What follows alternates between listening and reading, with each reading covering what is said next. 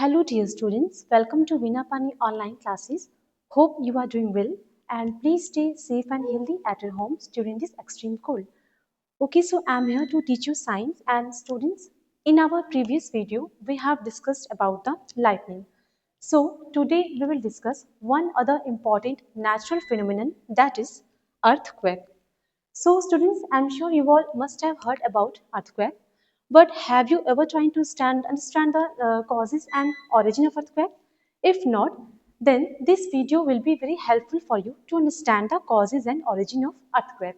Okay, so let's start our class. So first of all, students, tell me how will you define an earthquake? अगर आपसे मैं earthquake की simple definition पूछूं, तो आप earthquake को कैसे define करेंगे? So an earthquake is defined as the sudden shaking of the earth which lasts for a very short time. Okay, so earthquake क्या होता है? कभी कभी हम अर्थ सरफेस पर कुछ अजीब से वाइब्रेशंस एंड ट्रेमर्स फील करते हैं. ठीक है, अचानक से हमारी जो अर्थ सरफेस होती है हमें झटके, कुछ ट्रेमर्स फील होने लगते हैं, कुछ हमें वाइब्रेशंस फील होने लगते हैं. ओके, सो इस जो हमें वाइब्रेशंस और ट्रेमर्स, हमें जो शेकिंग जो हमें फील होती है अर्थ की, इसे हम क्या कहते हैं? अर्थक्वेक. ओके, सो कभी कभी ये जो हमारे अर्थक्वेक्स होते हैं, इनकी इंटेंसिटी काफ़ी इतनी कम होती है, इतने ज़्यादा ये, मतलब हम कह सकते हैं कि ये इतने ज़्यादा माइल्ड होते हैं कि हमें कुछ रियलाइज ही नहीं होता.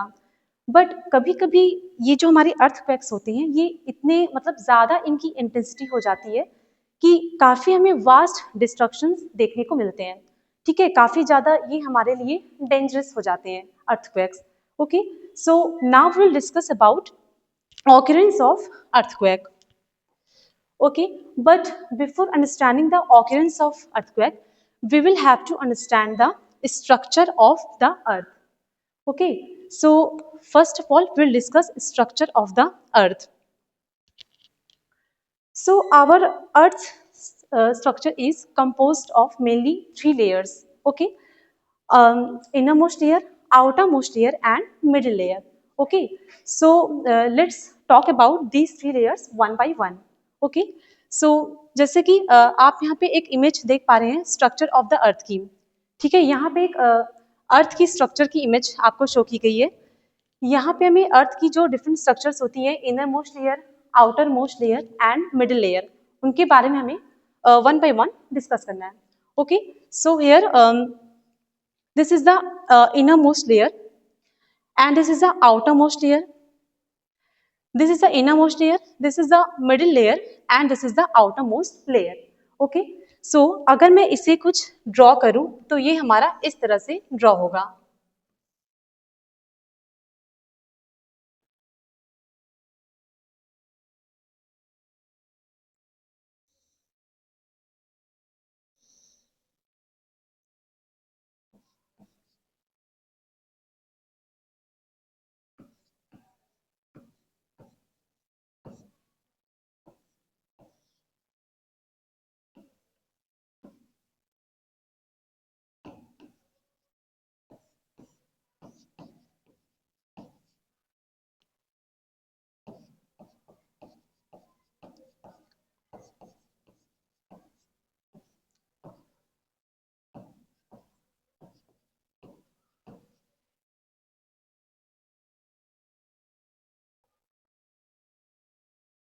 ओके, सो आप जैसा कि देख पा रहे हैं, ये हो गया हमारा अर्थ का स्ट्रक्चर.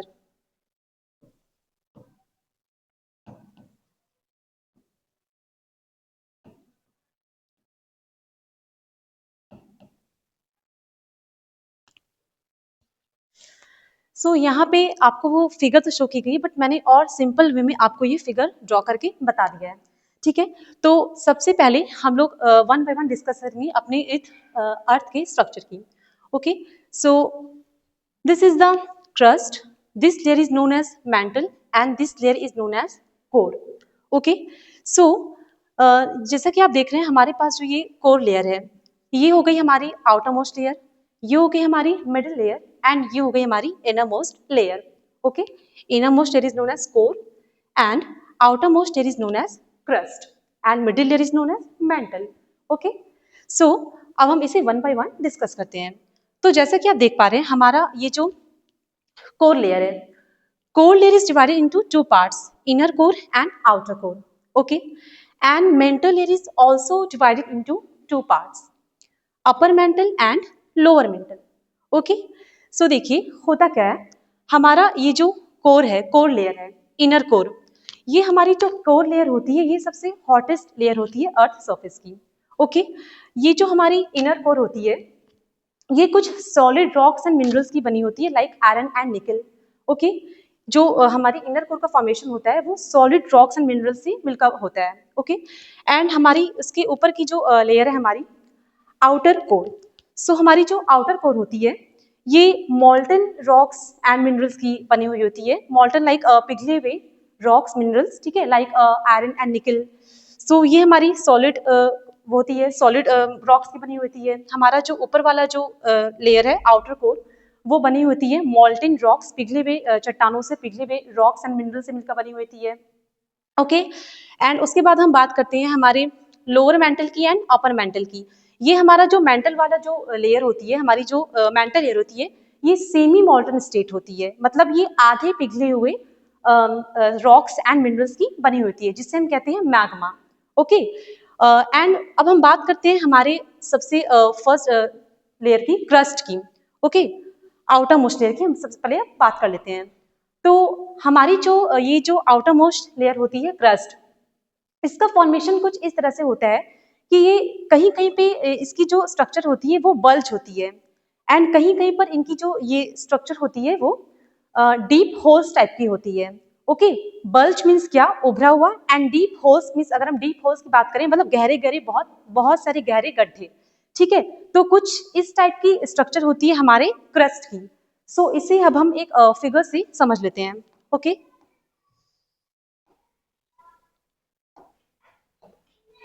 ओके सो अब हम समझ लेते हैं क्रस्ट को.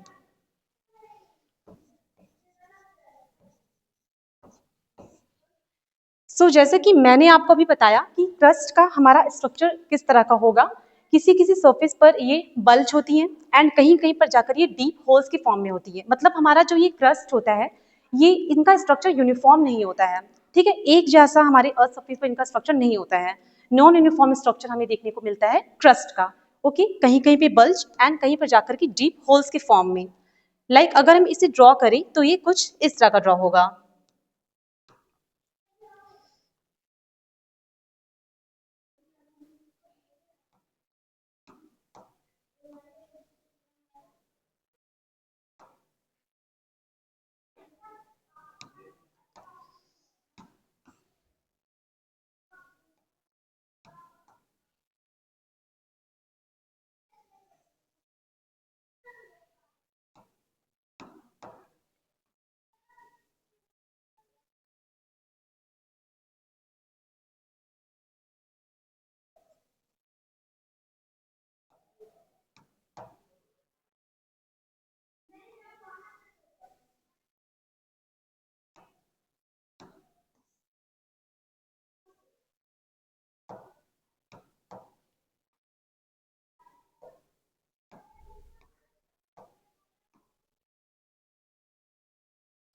ओके सो आप जैसा एक स्ट्रक्चर देख पा रहे हैं,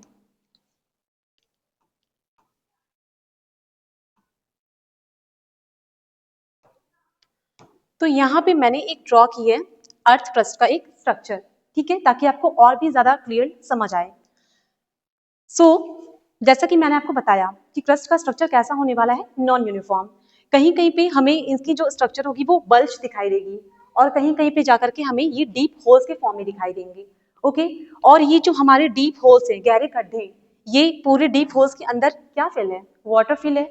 मीन्स ये जो हमारे डीप होल्स हैं ये क्या है, ओशियंस है. ओके ये जो मैंने आपको इसलिए ब्लू कलर का बनाया है ताकि आपको क्लियरली समझ आए. तो ये हमारा पूरा फिलअप है वाटर से. ठीक है मतलब ये हमारे बहुत ही ज्यादा डीप होल्स की बात कर रही हूँ, मतलब इसका मतलब ये नहीं कि जमीन पर ही हमने कोई डीप होल कर दिया, वैसा नहीं. डीप होल्स मतलब बहुत ही ज्यादा डीप होल्स मीन्स हम बात कर रहे हैं ओशियन की.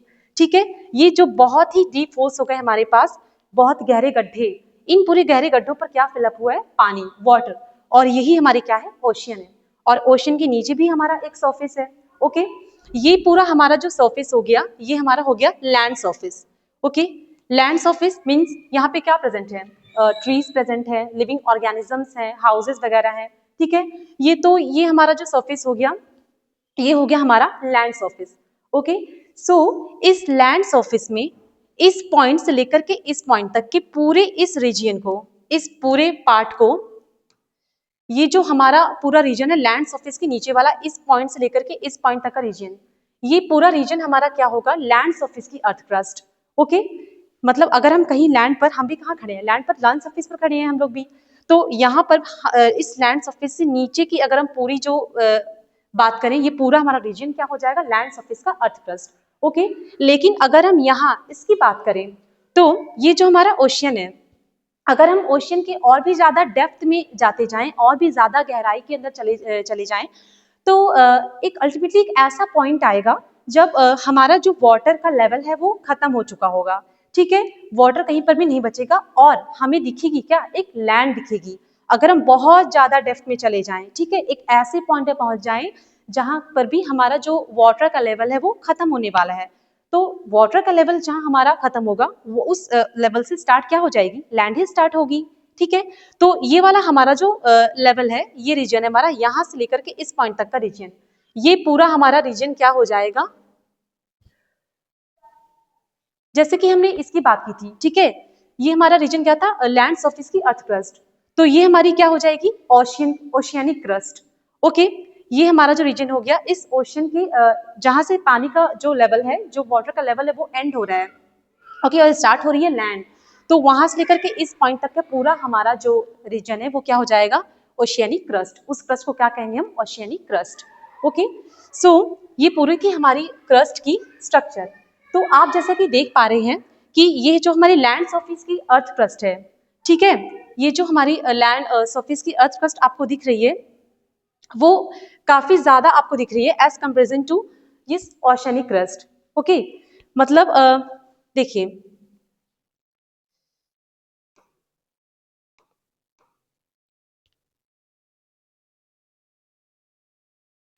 इसकी थिकनेस काफी ज्यादा है, ठीक है, ये जो लैंड सरफेस के नीचे का जो हमारा अर्थ क्रस्ट है, उसकी थिकनेस काफी ज्यादा दिख रही है आपको एज कंपेरिजन टू ये oceanic crust. Okay, so I hope you all have understood this topic very well. Okay, so now we will understand our next topic.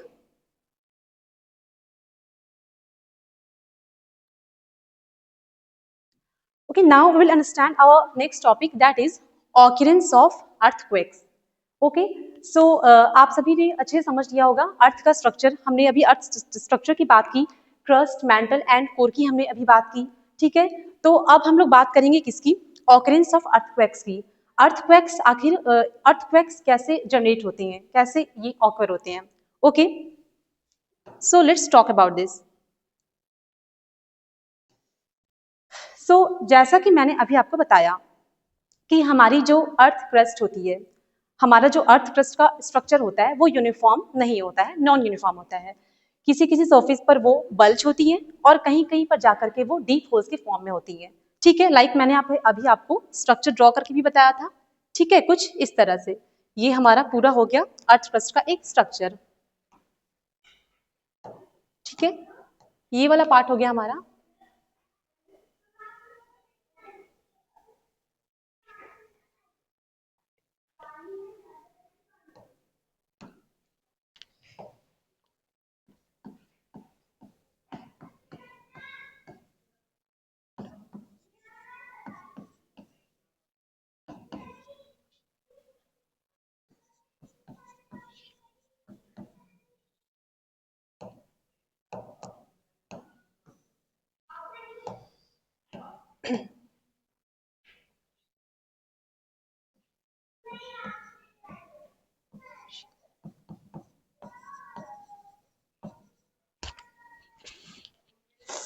Okay, सो ये मैंने ड्रॉ किया है अर्थ क्रस्ट का एक स्ट्रक्चर, जैसा कि मैंने अभी आपको बताया था। ओके, सो अब हम बात करेंगे ऑकरेंस ऑफ अर्थक्वेक की। सो जैसा कि मैंने आपको अर्थ क्रस्ट के बारे में बताया, हमारी ये जो अर्थ क्रस्ट होती है वो किसी भी एक सिंगल पीस ऑफ रॉक से मिलकर नहीं बनी हुई होती है, मतलब ऐसा नहीं है कि किसी एक चट्टान, कोई एक सिंगल पीस ऑफ चट्टान, किसी एक सिंगल रॉक से मिलकर बनी है हमारी एक अर्थ क्रस्ट, ऐसा नहीं है। हमारी जो अर्थ क्रस्ट होती है वो नंबर ऑफ रॉक पीसेस से मिलकर के बनी हुई होती है। मतलब बहुत सारे छोटे छोटे रॉक्स पीसेस से, बहुत सारी चट्टानों से मिलकर के बनी हुई होती है हमारी अर्थ क्रस्ट। और इन्हीं रॉक पीसेस को हम क्या कहते हैं? Tectonic plates. ओके, जो नंबर ऑफ रॉक पीसेस की हम बात कर रहे हैं, इन्हीं रॉक पीसेस को हम क्या कहते हैं? Tectonic plates.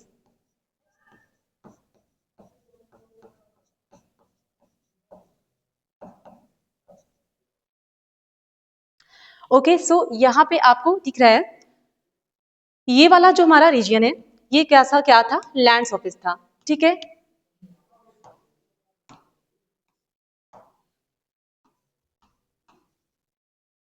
ये पूरा हो गया हमारा लैंड सरफेस। ओके, सो ये हमारा एक पूरा रीजन हो गया, ये पूरी हो गई हमारी टेक्टोनिक प्लेट्स का एक रीजन, ठीक है।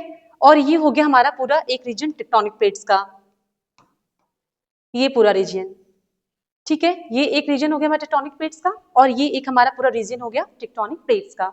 और टेक्टोनिक प्लेट्स होती क्या है? हमारी जो अर्थ क्रस्ट, ये हमारी क्या है? अर्थ क्रस्ट ही है। हमने क्या ड्रॉ किया है? अर्थ क्रस्ट का ही स्ट्रक्चर ड्रॉ किया है, बल्ज की फॉर्म में एंड डीप होल्स के फॉर्म में। जैसे कि मैंने आपको बताया, यूनिफॉर्म नहीं होती है, नॉन यूनिफॉर्म होती है। ओके, सो ये जो हमारी अर्थ क्रस्ट है वो बनी हुई किसकी है? बहुत सारे number of pieces of rock से। और इन्हीं रॉक स्पीसीज को हम क्या कहते हैं? टेक्टोनिक प्लेट्स कहते हैं। Okay, clear. तो अब यहाँ पे देखिए, ये जो हमारा लैंड सरफेस है, ये इस लैंड सरफेस का ये पूरा एक टेक्टोनिक प्लेट्स का रीजन हो गया। और ये पूरा हमारा ओशियनिक प्लेट्स, ये हमारी जो ओशन के नीचे वाला जो हमारा रीजन है वो पूरा हो गया एक टेक्टोनिक प्लेट्स का रीजन। ओके, सो ये दोनों ही हमारे रीजन हो गए टेक्टोनिक प्लेट्स के, ठीक है। तो अब हम देखो, अगर हम टेक्टोनिक प्लेट्स को डिवाइड करें तो कैसे हम करेंगे? ये जो हमारी टेक्टोनिक प्लेट्स है, ऐसी टेक्टोनिक प्लेट्स जिनके ऊपर प्रेजेंट है हमारी ओशियन, ठीक है। इन टेक्टोनिक प्लेट्स को हम क्या कहेंगे? Oceanic plates. ओके, अब हमारी ऐसी टेक्टोनिक प्लेट्स जिनके ऊपर प्रेजेंट है हमारी लैंड सरफेस, ये पूरा हमारा क्या है? लैंड सरफेस है। तो ऐसी टेक्टोनिक प्लेट्स जिनके ऊपर प्रेजेंट है हमारी पूरी लैंड सरफेस, उन टेक्टोनिक प्लेट्स को हम क्या कहेंगे? Continental plates. ओके, सो देखिए, यहाँ पे मैंने आपको पूरा स्ट्रक्चर बता दिया अर्थ क्रस्ट का, कि टेक्टोनिक प्लेट्स क्या होती हैं, continental plates and oceanic plates. Okay, so अब हम लोग हमारे मेन पॉइंट्स पे आते हैं। सो हमें क्या समझना है? Occurrence of earthquake. तो ये जो अर्थक्वेक होती है, इसका ऑकरेंस कैसे होता है? ये कैसे ऑकर होते हैं? इन्हीं टेक्टोनिक प्लेट्स में मूवमेंट की वजह से। ओके, जब ये टेक्टोनिक प्लेट्स मूव करना स्टार्ट कर देती हैं, इनका मूवमेंट अचानक से स्टार्ट हो जाता है हमारे अर्थ सरफेस में, तभी अर्थक्वेक हमें फील होती है वाइब्रेशन की फॉर्म में और शेकिंग की फॉर्म में, अर्थ शेकिंग की फॉर्म में। ओके, अगर हम इसे देखिए, जो हमारी जो ये टेक्टोनिक प्लेट्स मूव कर रही हैं, ये टेक्टोनिक प्लेट्स, हमारी जो टेक्टोनिक प्लेट्स की मूवमेंट होगी वो हमारी दो टाइप्स की हो सकती हैं। ओके, कौन कौन सी हो सकती हैं? देखिए, स्लाइड पास्ट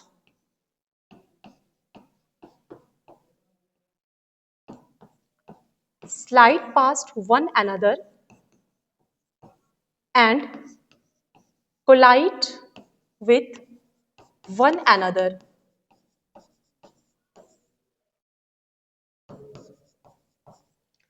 ओके, सो अभी हम बात करें हमारे टेक्टोनिक प्लेट्स की मूवमेंट की। टेक्टोनिक प्लेट्स का मूवमेंट कैसे हो सकता है? तो एक हो सकता है slide past one another, and एक हो सकता है collide with one another. Suppose हमारे पास टू प्लेट्स हैं, ठीक है। स्लाइड पास्ट वन अनदर, इसका मतलब क्या है? हमारे पास टू प्लेट्स हैं, ये दोनों ही प्लेट्स एक दूसरे के अपोजिट डायरेक्शन में स्लाइड करना स्टार्ट हो जाएंगी। अगर ये एक प्लेट ऐसे जा रही है तो एक प्लेट ऐसी गई, ठीक है। मतलब एक दूसरे के अपोजिट डायरेक्शन में प्लेट्स का मूवमेंट हो रहा है, उससे हम कह रहे हैं स्लाइड पास्ट वन अनदर। तो एक तो ये हो सकता है हमारे टेक्टोनिक प्लेट्स का आपस में उनकी मूवमेंट कैसी हो रही हो? अपोजिट डायरेक्शन में हो रही हो, एक दूसरे के अपोजिट डायरेक्शन में उनका मूवमेंट हो रहा हो, slide past one another. Okay, and collide with one another. Collide means क्या? दो प्लेट्स हैं, दोनों प्लेट्स आपस में आकर के एक दूसरे से टकरा रही हैं, कोलिजन हो रहा है दोनों के बीच में, ठीक है। तो कुछ इस तरह से हमारी जो टेक्टोनिक प्लेट्स होती हैं उनका मूवमेंट हो सकता है, ठीक है। अगर हम इसे और डिटेल में समझें तो देखिए,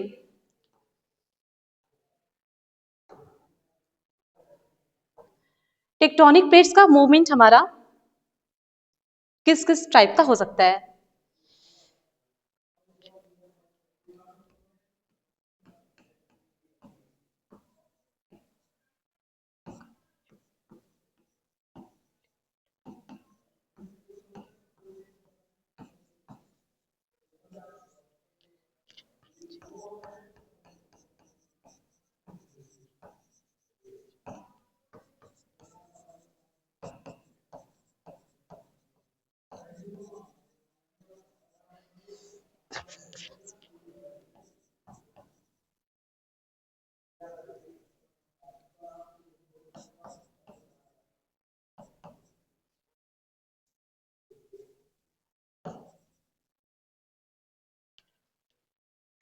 देखिए अब हम लोग यहाँ समझेंगे टेक्टोनिक प्लेट्स की मूवमेंट के बारे में। ओके, जैसा कि आपके बुक पे दिया गया है ऑकरेंस ऑफ अर्थक्वेक्स में।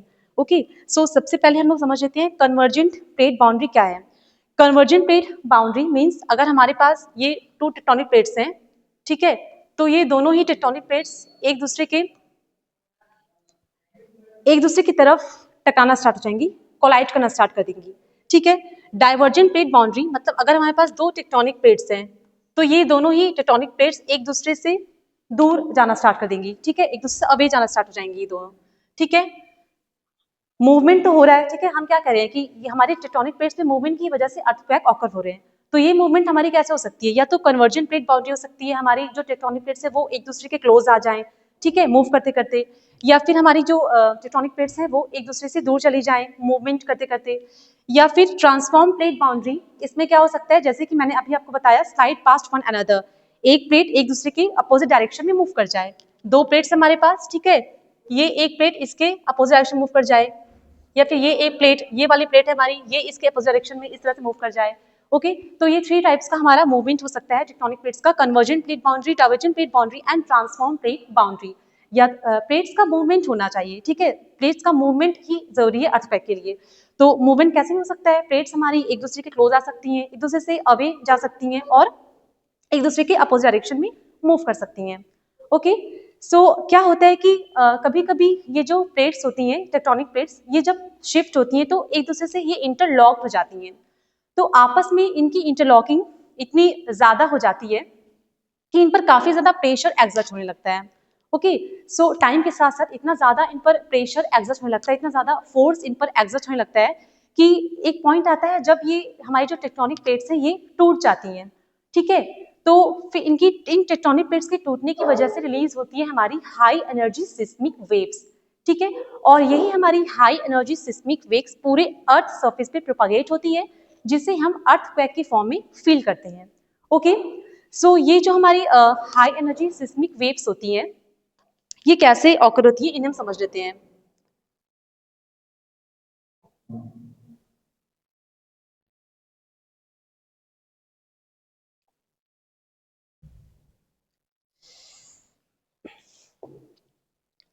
ओके, तो जो हमारी हाई एनर्जी सिस्मिक वेव्स हैं वो सबसे पहले अर्थ सरफेस की, ये जो आपको दिख रही है हाई एनर्जी सिस्मिक वेव्स, ठीक है, चारों तरफ ये क्या जनरेट हो गई है, सिस्मिक वेव जनरेट हो गई है। तो ये जो हाई एनर्जी सिस्मिक वेव्स होती है ये अर्थ सरफेस की जिस पॉइंट पर सबसे पहले रिलीज होती है उस पॉइंट को हम कहते हैं सिस्मिक फोकस। ओके, आपको ये क्लियर दिख रहा है, ठीक है। उसके बाद इस सिस्मिक फोकस की जो हमारा अबव ऊपर वाला जो पार्ट होता है उसे हम कहते हैं एपिसेंटर। ओके, सो ये पूरा आपका स्ट्रक्चर था ऑक्यूरेंस ऑफ अर्थक्वेक का। ओके, सो ऐसे रीजन्स, ऐसे हाई रिस्क वाले एरियाज जहाँ पे हमारा जो अर्थक्वेक होता है उसके आने की चांसेस काफी ज्यादा होती है, उन्हें हम सिस्मिक और फॉल्ट जोन्स कहते हैं। Okay, so I hope you all have understood very well. So now will discuss about seismograph. Okay,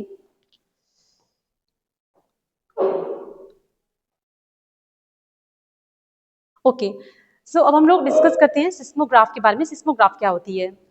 सो देखिए सिस्मोग्राफ क्या है, a seismograph is an instrument used to detect and record seismic waves.